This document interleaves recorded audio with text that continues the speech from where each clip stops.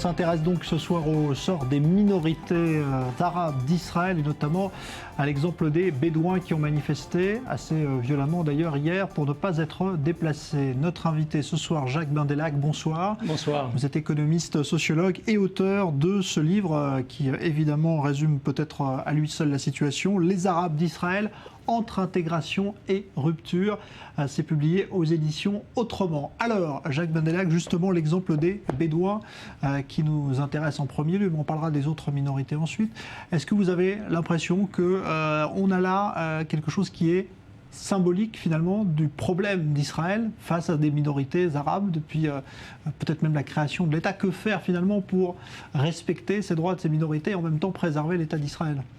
Oui, la révolte des Bédouins, c'est le symptôme, je dirais, de la mauvaise intégration des Arabes d'Israël dans le pays. Et nous parlons là des Arabes israéliens qui ont la nationalité israélienne, qui font partie des 8 millions d'Israéliens du territoire d'Israël tel qu'il a été prévu en 1948. Nous ne parlons pas des Palestiniens de la Cisjordanie.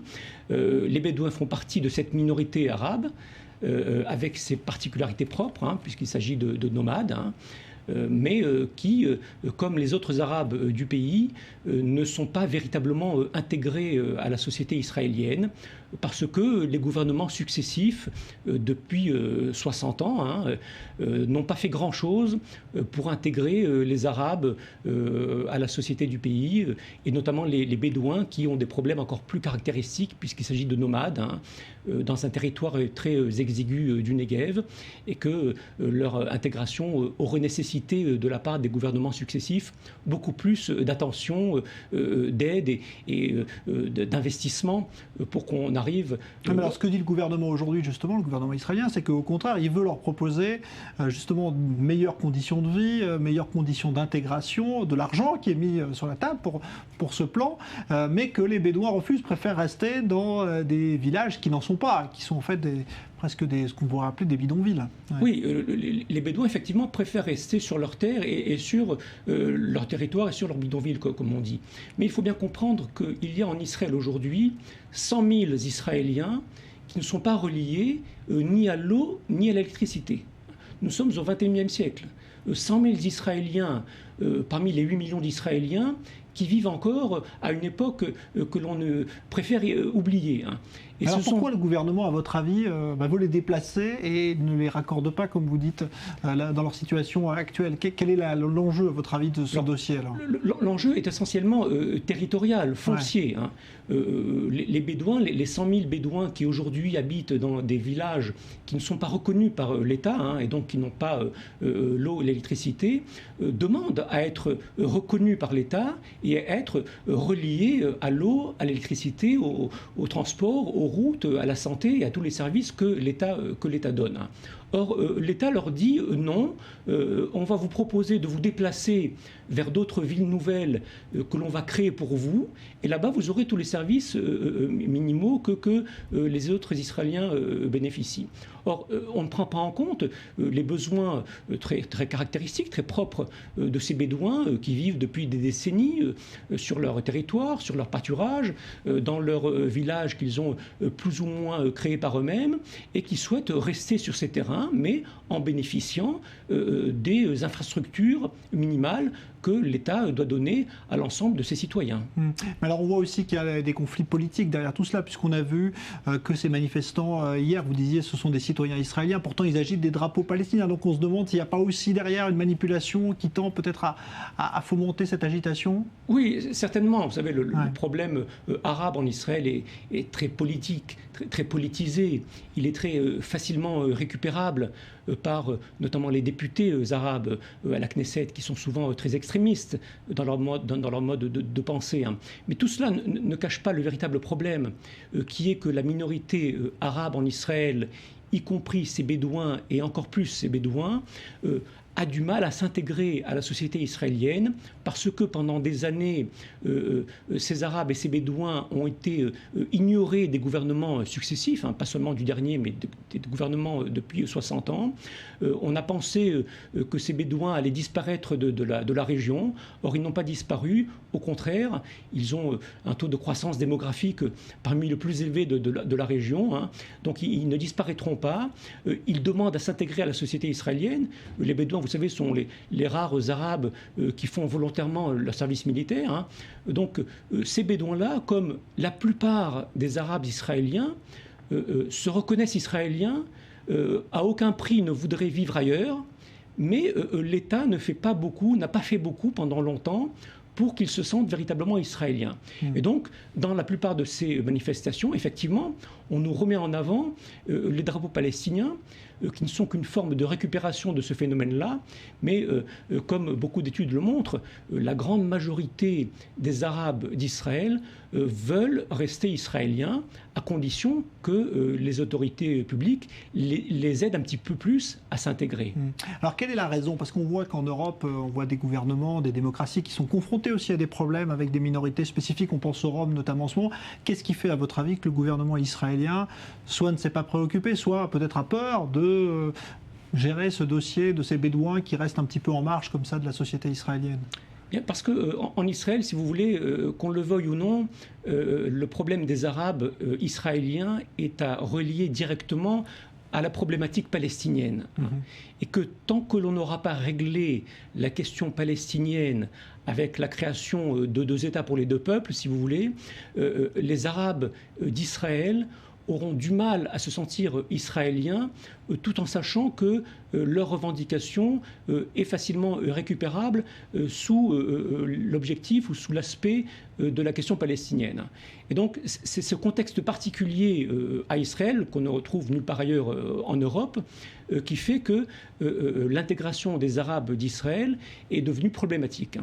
Et il est évident à mes yeux qu'elle ne se résoudra, j'allais dire, beaucoup plus complètement lorsque l'on aura résolu la question palestinienne. Mais on ne peut pas attendre, puisque la question palestinienne existe depuis 60 ans. Or, pendant ces 60 ans, l'État n'a pas fait le minimum qu'il aurait dû faire pour que ces Arabes israéliens et ces Bédouins ou ces Druzes se sentent davantage israéliens. Vous avez l'impression que chaque communauté, justement, puisque vous évoquez les Druzes, les Arabes israéliens, les Bédouins, chacun est dans la même situation, ou est-ce qu'il y a quand même peut-être, par exemple chez les Druzes, peut-être une intégration un peu plus réussie, plus aboutie?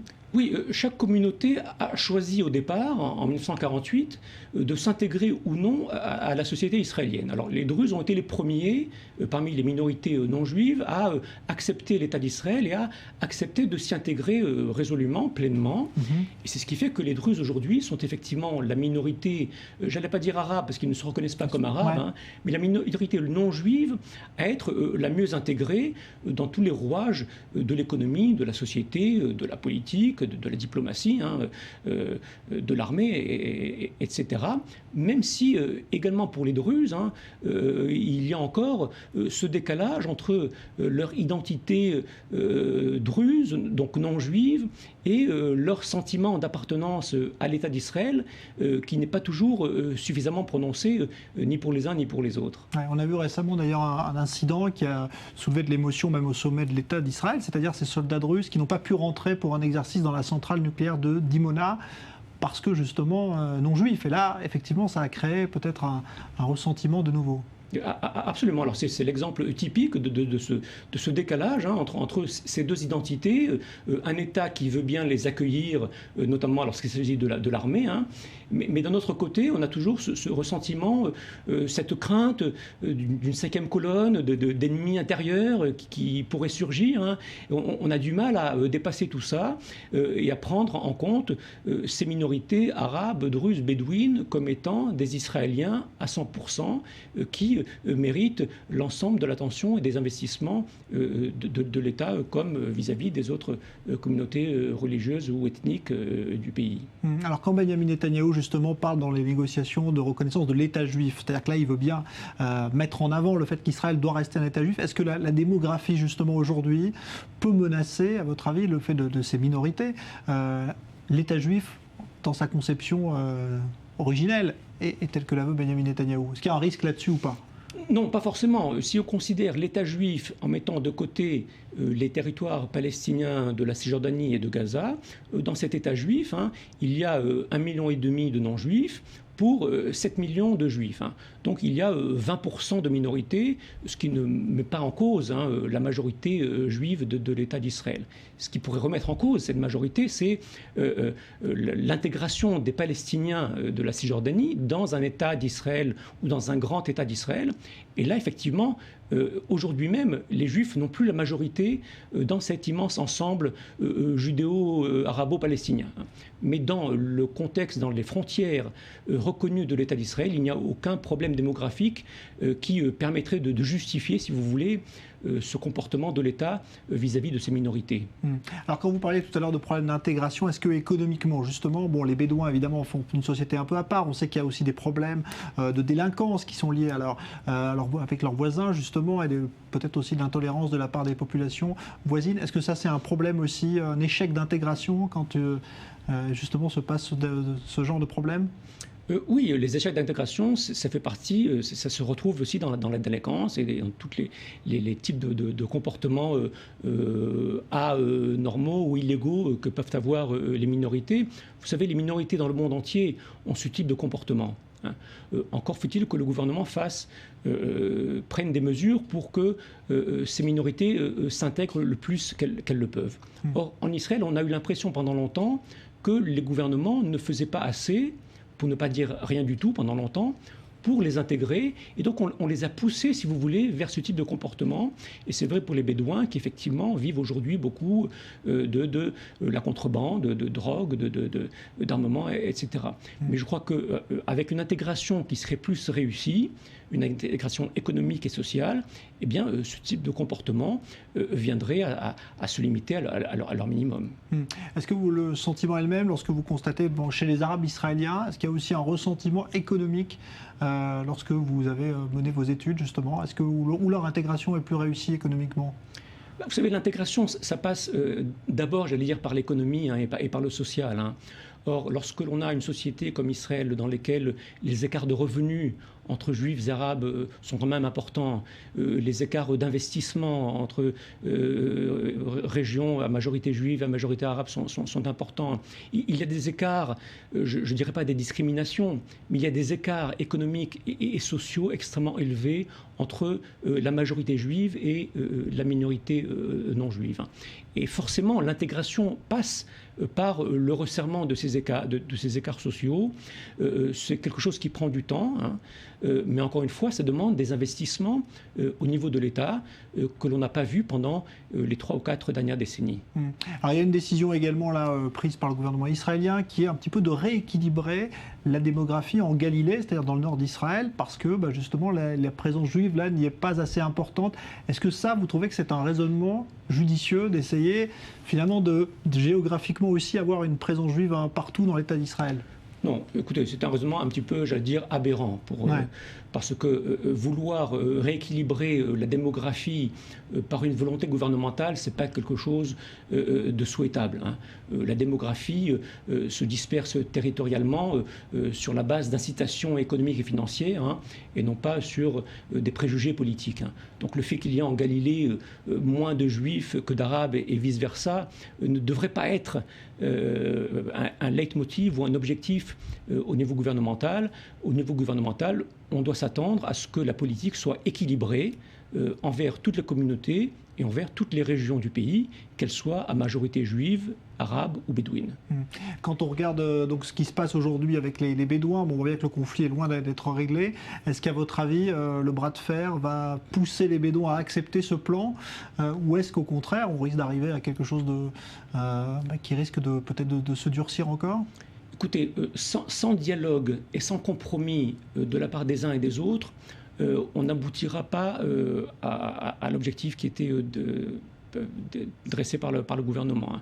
Le gouvernement a décidé d'imposer un certain nombre de mesures qui, vis-à-vis des Bédouins, ne sont pas acceptables. Bon. Les Bédouins eux-mêmes ont d'autres propositions qui n'ont pas été prises en compte. Et je crois que si on pousse ces Bédouins qui font partie de la minorité arabe vers leurs extrémités, on aura un durcissement de la position des Bédouins qui va être récupéré davantage sur le plan politique. Donc je crois qu'il faut de façon urgente mettre en place un dialogue entre ces Bédouins et le gouvernement pour tenter de résoudre par la négociation et le compromis ce différend qui, à mon avis, est tout à fait réglable assez rapidement. D'un mot, parce que là on arrive au terme de l'interview, vous avez l'impression qu'Israël est un pays qui s'est communautarisé beaucoup plus qu'à l'origine, qui va vers la communautarisation à l'extrême, justement parce qu'il y a aussi des intégrations de juifs qui viennent de l'ex-URSS ou d'autres pays. Est-ce qu'avec tout ça, on arrive à un pays qui est complètement communautarisé aujourd'hui ? Non, pas forcément. Ce n'est pas l'objectif. L'objectif est que, effectivement, toutes ces communautés d'immigrants, de juifs, d'arabes, arrivent à vivre ensemble sur la base d'une identité israélienne commune. C'est pas facile, mais c'est l'objectif que devraient avoir tous les gouvernements. Merci Jacques Bendelack. Je remonte donc votre livre sur les minorités et les Arabes d'Israël, donc entre rupture et intégration. Merci d'avoir été l'invité du Grand Direct.